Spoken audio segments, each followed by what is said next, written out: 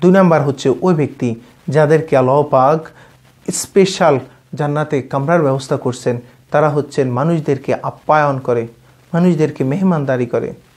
রাসূল সাল্লাল্লাহু আলাইহি সাল্লাম বলেন 6টা কাজ কখনো দেরি করতে নেই, তার মধ্যে এক প্রকার হচ্ছে মেহমান আসার সাথে সাথে তাদেরকে নাস্তার ব্যবস্থা করো। সে আসছে, তাকে সালাম দিয়ে সাথে সাথে নাস্তার ব্যবস্থা করে, তার সাথে এরপরে নাস্তা দিয়ে তার সাথে কুশল বিনিময় করো, কে আছে, কেমন আছে, অমুক কেমন, তমুক কেমন।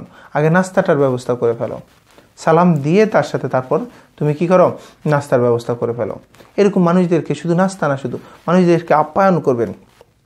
আজকাল আমরা মেহমান দেখলেই মনে হয় যে না, শাস্ত্রে আমি আমার বউ, আমার বাচ্চা, আমার মা, সর্বোচ্চ বাবা, এদেরকে নিয়ে আমি শুধু স্বাচ্ছন্দ্যে থাকতে চাই, একান্নবর্তী পরিবার নিয়ে থাকতে চাই, মানুষ দেখলে আমার গায়ে জ্বর উঠে যায়।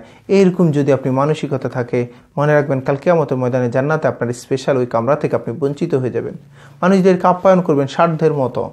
আপনি যতটুকু আছে, আপনাকে বলে নাই যে পুরা দুনিয়াটা আপনাকে তাকে আপ্যায়ন করেন। আপনার কাছে আসে এক গ্লাস পানি দিয়ে হলে মানুষদেরকে আপ্যায়ন করেন, একটা খেজুর দিয়ে হলে মানুষদেরকে আপ্যায়ন করেন। কোনো মানুষকে আপনার বাড়ি থেকে, আপনার দরবার থেকে খালি হাতে ফিরিয়ে দিয়ে না। যাকে যে অবস্থায় আপ্যায়ন করার সুযোগ থাকে, এই অবস্থায় ভালো ভালো জিনিসগুলো দিয়ে তাদেরকে আপ্যায়ন করেন।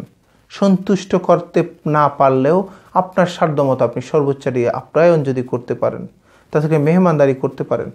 রাস্তাঘাটে চলতেছেন, একটু সুন্দর কথা বলা, এটাও আপ্যায়নেরও অংশ। তাকে একটা হেদায়েতমূলক কথা বলবেন। চায়ের দোকানে বসছেন, 1 কাপ চা খাওয়াই দিবেন, কাউকে একটা চকলেট কিনে দিবেন। এভাবে করতে করতে মানুষদেরকে আপ্যায়ন করার চেষ্টা করবেন। যদি আপ্যায়ন করতে পারেন মানুষদেরকে বেশি থেকে বেশি, তাদেরকে আপ্যায়ন, মেহমানদারি, তাদেরকে আদর সমাদর করতে পারেন, তাদের যত্ন নিতে পারেন, মেহমানদেরকে যত্ন নিতে পারেন, আত্মীয় স্বজনের খোঁজখবর নিতে পারেন, কাল কিয়ামতের ময়দানে জান্নাতে আপনাদেরকে কি করবে, আল্লাহ পাক স্পেশাল একটা কামরার ব্যবস্থা করে দিবে। আল্লাহ পাক যেন আমাদেরকে ওই কামরার অধিকারী করে দেন, আমাদেরকে ওই কামরার উত্তরাধিকারী করে দেন। এই জন্য আমরা আসুন এই কাজটা করব, মানুষদেরকে বেশি থেকে বেশি আপ্যায়ন করবো ইনশাআল্লাহ।